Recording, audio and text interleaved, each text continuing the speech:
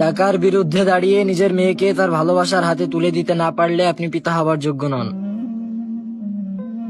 মেয়েকে যদি টাকার কাছেই বিক্রি করার থাকে তাহলে প্রেম করার সময় কেন নেননি ব্যবস্থা?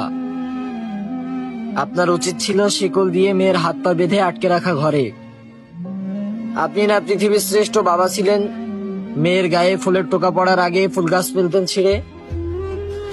সে আপনি কিভাবে পারেন নিজের মেয়ের কাছ থেকে তার শখের জিনিস নিতে কেড়ে?